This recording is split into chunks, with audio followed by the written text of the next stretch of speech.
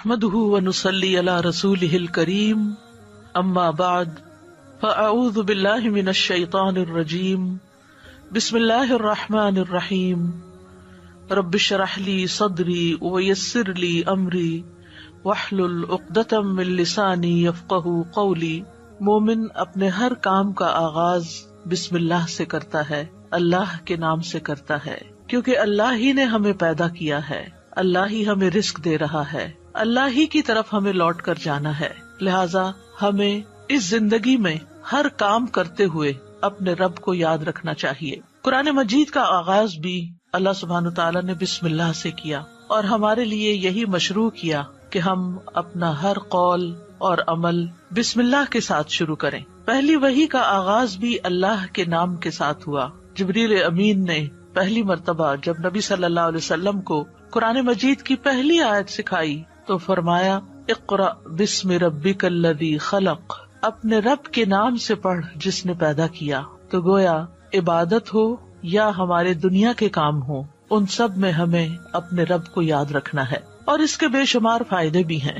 اللہ سبحانہ تعالیٰ کا نام بابرکت ہے، لہٰذا جب ہم اللہ کے نام سے کوئی کام شروع کرتے ہیں تو ہمارے کاموں میں برکت پیدا ہو جاتی ہے۔ قرآن مجید میں آتا ہے تبارک اسم ربک ذو الجلال والاکرام، بہت بابرکت ہے تیرے رب کا نام جو بہت عظمت والا، اکرام والا ہے۔ جب ہم عبادت کرتے ہیں تو کہتے ہیں ایاک نعبد و ایاک نستعین، صرف تیری ہی ہم عبادت کرتے ہیں اور تجھی سے ہم مدد چاہتے ہیں، کیونکہ ہم کمزور ہیں، ہم اللہ کی عبادت کا حق ادا نہیں کر سکتے۔ اس لیے کوئی بھی کام جو عبادت کی نوعیت سے تعلق رکھتا یعنی خاص عبادات سے، ان کے آغاز میں بھی اللہ کا نام لینا چاہیے، کیونکہ اس سے اللہ کی مدد حاصل ہوتی ہے، اور پھر مزید نیک کاموں کی توفیق بھی ہوتی ہے۔ انسان برائی سے بچتا ہے، شیطان کے وار سے محفوظ رہتا ہے، کیونکہ اللہ تعالیٰ کی مدد، توفیق اور سپورٹ انسان کو حاصل ہو جاتی ہے، اور انسان کے اندر کوئی فخر اور غرور نہیں آتا۔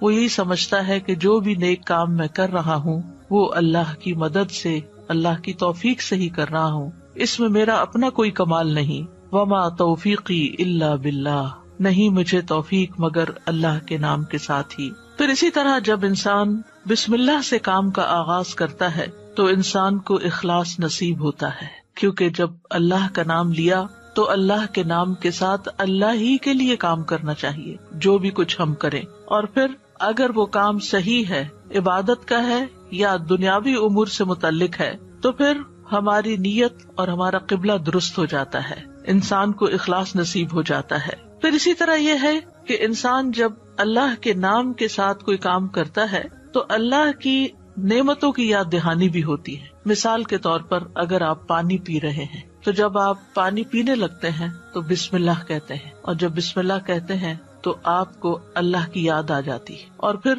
ساتھ ہی وہ نعمت جو آپ استعمال کر رہے ہیں اس کے بارے میں غور و فکر بھی نصیب ہوتا ہے کہ یہ اللہ نے پانی پلایا ہے، اور پھر انسان کا غور و فکر اسے کہیں سے کہیں لے جاتا ہے، اس کے اندر ایک وسعت پیدا ہوتی ہے، وہ سوچتا ہے کہ یہ پانی میرے گلاس میں کہاں سے پہنچا، کس نے اتارا۔ تو ظاہر ہے کہ پانی کا پیدا کرنے والا بھی اللہ ہے، اور تمام چیزوں کو اللہ سبحانہ تعالیٰ نے پانی سے پیدا کیا۔ ہم تک جو پانی پہنچتا ہے کچھ تو زمینی ذرائع سے اور بیسیکلی بارش کے ذریعے آتا ہے۔ بارش کیسے آتی ہے؟ سمندروں کا پانی بخارات کی شکل میں اوپر اٹھتا ہے اور پھر بادلوں کی شکل میں جہاں اللہ چاہتا ہے برساتا ہے۔ جب بادل برستے ہیں یا برف پڑتی ہے تو پہاڑوں کی چوٹیوں پر اور مختلف جگہوں پر یا تو پانی جم جاتا ہے یا پھر ندی نالوں کی شکل میں، دریاؤں کی شکل میں بہنے لگتا ہے، اور کچھ پانی رس کر زمین کے اندر چلا جاتا ہے، چشموں کی شکل اختیار کر لیتا ہے، اور پھر مختلف ذرائع سے ہوتے ہوتے وہ ہم تک پہنچتا ہے جسے ہم پیتے ہیں، اور جب پیتے ہیں تو پھر اللہ کا شکر ادا کرتے ہیں اور آخر میں الحمدللہ کہتے ہیں۔ لیکن اگر اتنے اہتمام کے ساتھ جو پانی میرے گلاس میں پہنچا اس کو میں نے اللہ کو یاد کیے بغیر، نعمت دینے والے کا نام لیے بغیر ہی پی لیا، تو اس سے بڑھ کر ناشکری کیا ہو سکتی ہے۔ پھر اسی طرح اگر انسان کھانا کھاتا ہے اور اللہ کا نام لیتا ہے تو وہ ضرور سوچتا ہے کہ کیا جو کچھ میں کھا رہا ہوں یہ اللہ کی مرضی کے مطابق بھی ہے یا نہیں، حلال ہے یا حرام ہے، اور پھر کس طریقے سے میں اس کو کھا رہا ہوں اور کس طریقے سے یہ مجھ تک پہنچا ہے، ان ساری چیزوں پر بھی غور و فکر ہونے لگتا ہے۔ تو گویا بسم اللہ پڑھنا بار بار انسان کو اللہ کی یاد دلاتا ہے، اور اس طرح انسان اللہ کی اطاعت کی طرف مائل ہوتا ہے، اللہ کی دی ہوئی نعمتوں کو اللہ کی رضا میں استعمال کرتا ہے، اور اللہ کو یاد کرتے ہوئے اللہ کا قرب حاصل کر لیتا ہے۔ یعنی جب ہر کام کے شروع میں جب اٹھتے بیٹھتے چلتے پھرتے ہم اللہ کا نام لیتے ہیں، تو اس طرح ہمیں اللہ سبحانہ وتعالیٰ کا قرب نصیب ہوتا ہے، اور ہمارے دنیا کے کام بھی عبادت بن جاتے ہیں، کیونکہ وہ اللہ کی مرضی کے مطابق اللہ کی رضا کے لیے ہوتے ہیں۔ اور اس طرح دنیا میں بھی کاموں کے اندر برکت پیدا ہوتی ہے، سہولت پیدا ہوتی ہے، اللہ کی مدد شامل حال ہوتی ہے، اور آخرت میں بھی یہ عمل فائدہ دیتا ہے، اور انسان کے اندر کوئی تکبر و غرور پیدا نہیں ہوتا۔ وہ سوچتا ہے کہ جو کچھ مجھے ملا ہے یہ اللہ کا فضل ہے۔ پھر ہم دیکھتے ہیں کہ انبیاء کا طریقہ بھی یہی رہا ہے۔ نوح علیہ السلام کے بارے میں آتا ہے کہ جب وہ کشتی پر سوار ہوئے تو انہوں نے دعا پڑھی، اس کا آغاز بھی بسم اللہ سے کیا، بسم اللہ مجریہا و مرساہا۔ اسی طرح سلیمان علیہ السلام نے ملکہ سبا کو جو خط لکھا اس کے آغاز میں بھی بسم اللہ لکھا۔ پھر اسی طرح ہم دیکھتے ہیں کہ نبی صلی اللہ علیہ وسلم متعدد مقامات پر بسم اللہ کی تعلیم دیتے ہیں، جس کے بارے میں آگے ہم متعدد احادیث میں دیکھیں گے کہ کس طرح آپ صلی اللہ علیہ وسلم کی زندگی کا ایک اہم حصہ تھا بسم اللہ پڑھنا، اور جس کام کا آغاز اچھا ہو جائے اس کا انجام بھی اچھا ہوتا ہے۔ قرآن مجید کا آغاز بھی بسم اللہ کے ساتھ ہو رہا ہے، اور بسم اللہ قرآن مجید کی ایک مستقل آیت ہے، یعنی یہ کہ سورۃ الفاتحہ یہ کسی اور سورت میں داخل نہیں ہے، ہر سورت کے شروع میں اسے الگ آیت کے طور پر لکھا گیا ہے۔ اور اس میں ہم دیکھتے ہیں کہ سورۃ التوبہ جو ہے اس سے پہلے بسم اللہ نہیں ہے، کیونکہ بسم اللہ سے امان حاصل ہوتی ہے، اور سورۃ التوبہ کے شروع میں مشرکین کو امان سے نکالا جا رہا ہے، بری ذمہ کیا جا رہا ہے۔ تو بہرحال آغاز ہوتا ہے قرآن مجید کا بسم اللہ الرحمن الرحیم کے ساتھ، یعنی میں اللہ کی مدد طلب کرتے ہوئے اپنی قرات کو اللہ کے نام سے شروع کرتا ہوں۔ اور پھر اس میں اللہ سبحانہ وتعالیٰ کے نام اللہ کے علاوہ دو صفات کا ذکر ہے۔ الرحمن ایسی ذات جس کی رحمت تمام مخلوق پر چھائی ہوئی ہے، اور الرحیم ایسی ذات جو مومنوں پر آخرت میں بھی رحم فرمائے گی۔ جہاں تک لفظ اللہ کا تعلق ہے تو اس کو اسم الجلالہ بھی کہتے ہیں۔ اللہ کی اصل الالہ ہے، اور لغت عرب میں الہ 4 معنوں پر بولا گیا ہے۔ نمبر 1 المعبود جس کی عبادت کی جائے، نمبر 2 الملجا جس کی پناہ لی جائے، نمبر 3 المفزوع الیہ گھبراہٹ میں جس سے مدد حاصل کی جائے، نمبر 4 المحبوب وہ محبوب جس کے ساتھ عظیم محبت ہو اور اس کے بارے میں عقلیں حیران ہو جائیں۔ تو اللہ کا لفظ اللہ سبحانہ تعالیٰ کا اسم ذات ہے، یعنی ذاتی نام ہے، سب ناموں سے عظیم اور اعلیٰ ہے، اور یہ جلیل القدر نام اللہ سبحانہ تعالیٰ کے جتنے بھی باقی نام ہیں وہ سب اسی نام کی طرف لوٹتے ہیں، یعنی وہ اللہ ہی کے نام اور اللہ ہی کی صفات ہیں۔ اور اس کو امام غزالی کہتے ہیں کہ یہ اللہ تعالیٰ کے ناموں میں سے سب سے زیادہ عظیم نام ہے، کیونکہ یہ اس ذات الہی پر دلالت کرتا ہے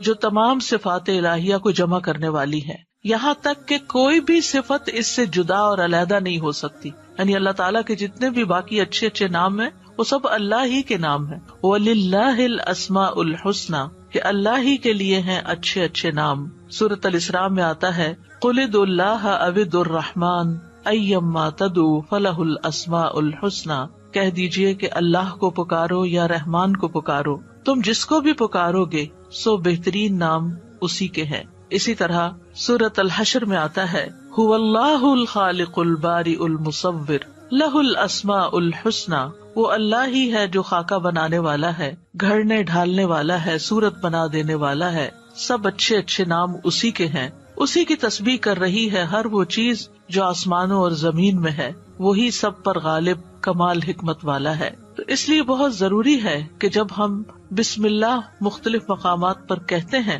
تو ہمیں اللہ کی پہچان بھی ہونی چاہیے۔ اللہ سبحانہ تعالیٰ کو پہچاننا بھی ضروری ہے، اور اس کی پہچان اس کی نشانیوں کے ساتھ بھی ہوتی ہے جو کائنات میں پھیلی ہوئی ہیں، اس کی پہچان اس کی کتاب کے ذریعے بھی ہوتی ہے، اور اس کی پہچان نبی صلی اللہ علیہ وسلم نے بھی کروائی ہے۔ لہٰذا اگر ہم اللہ تعالیٰ کو پہچانیں گے تو ہم صحیح طور پر پورے شعور کے ساتھ بسم اللہ ادا کریں گے۔ بلحجیم قبیلے کے ایک آدمی سے روایت ہے، وہ کہتے ہیں کہ میں نے پوچھا اللہ کے رسول آپ کن چیزوں کی دعوت دیتے ہیں؟ نبی صلی اللہ علیہ وسلم نے فرمایا میں اس اللہ کی طرف دعوت دیتا ہوں جو یکتا ہے. قال ادعو الی اللہ وحدہ. کون ہے اللہ؟ وہ اللہ کہ جب تم پر کوئی مصیبت آتی ہے اور تم اسے پکارتے ہو تو وہ تمہاری مصیبت دور کر دیتا ہے، اور جب تم کسی بیابان اور جنگل میں راستہ بھول جاؤ اور اس سے دعا کرو تو وہ تمہیں واپس پہنچا دیتا ہے. جب تم قحط سالی میں مبتلا ہوتے ہو اور اس سے دعا کرتے ہو تو وہ پیداوار ظاہر کر دیتا ہے، یعنی تمہارے سب کام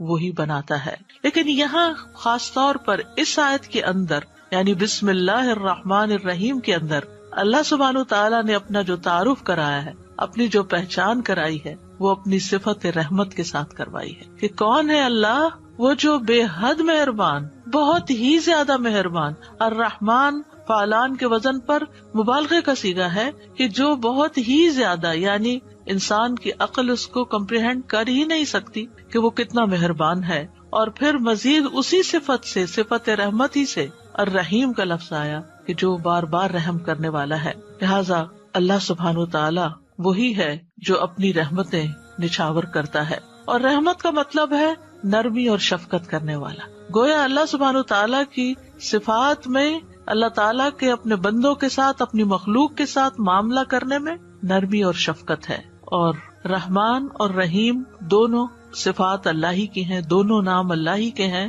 لیکن دونوں میں تھوڑا فرق ہے. رحمان ایسی رحمت والا جس کی رحمت دنیا کی تمام مخلوقات کو اور آخرت میں مومنوں کو بھی شامل ہے، یعنی یہ رحمت عام ہے. اور اسی نام سے اللہ سبحانہ تعالیٰ نے اپنے آپ کی پہچان کروائی کہ الرحمن علی العرش استویٰ، وہ بے حد رحم فرمانے والا عرش پر بلند ہوا. اور رحیم سے مراد ایسی رحمت والا کہ جو قیامت کے دن صرف مومنوں کے لیے ہوگی. اور ہم جانتے ہیں کہ اللہ سبحانہ تعالیٰ کی رحمت کے 100 حصے ہیں، جس میں سے صرف ایک حصہ دنیا میں اتارا ہے، باقی اللہ سبحانہ تعالیٰ نے آخرت کے لیے، یعنی اس کی باقی رحمتیں 99 جو ہے وہ آخرت کے لیے ہیں، جس کی بنا پر وہ بندوں کی بخشش فرمائے گا. یہاں دونوں ناموں کو اکٹھا کیوں کیا گیا ہے؟ اللہ سبحانہ تعالیٰ کے دونوں نام الرحمن اور رحیم کا مل کر آنا اللہ سبحانہ تعالیٰ کی رحمت کے مزید کمال کو بیان کرتا ہے. اور اس کے بارے میں ابن القیم رحمہ اللہ کہتے ہیں کہ جہاں تک الرحمن الرحیم دونوں ناموں کو جمع کرنے کا تعلق ہے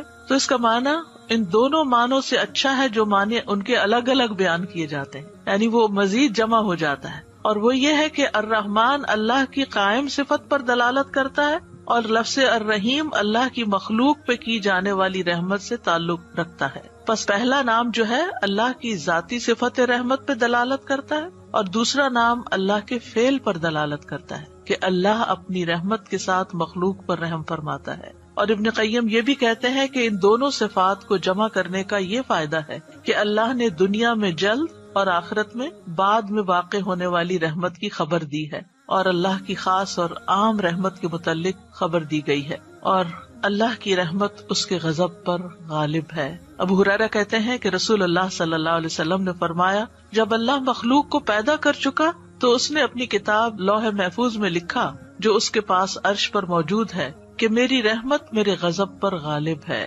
اور اس کی رحمت بہت وسیع ہے. قرآن مجید میں آتا ہے وَرَحْمَتِي وَسِعَتْ كُلَّ شَيْءٍ، میری رحمت نے ہر چیز کو گھیر رکھا. کوئی اس کو مانتا ہے یا نہیں مانتا، اس کی عبادت کرتا ہے یا نہیں کرتا، جتنے بھی ہم دنیا میں لوگ چل پھر رہے ہیں، سخت نافرمانیاں کرتے ہیں، لیکن اس کے باوجود وہ ہمیں جینے کی مہلت دیتا ہے، رزق دیتا ہے، ہمارے کام سنوارتا ہے، ہمیں مشکلات سے بچاتا ہے. تو اللہ کے یہ دونوں نام جو ہیں، انسان کو اگر ان کی پہچان ہو جائے تو ہر غم اور پریشانی اس کی دور ہو جائے. کیونکہ ہر تکلیف میں، ہر مشکل میں اگر انسان یہ یاد کر لے کہ میرا رب بڑا ہی مہربان ہے، بڑی ہی رحمت فرمانے والا ہے، تو انسان کی پریشانی دور ہو جائے کہ وہ ہے کوئی جو میری مشکل آسان کر سکتا ہے، اور وہ اپنی رحمت فرمائے گا اور ضرور کر دے گا. تو ہمیں ہر کام سے پہلے بسم اللہ پڑھنی چاہیے، کیونکہ اللہ سبحانہ تعالیٰ کا نام لینے والا کامیاب ہوتا ہے. جیسے کہ قرآن مجید میں آتا ہے قد افلح من تزکا وذکر اسم ربہ فصلی،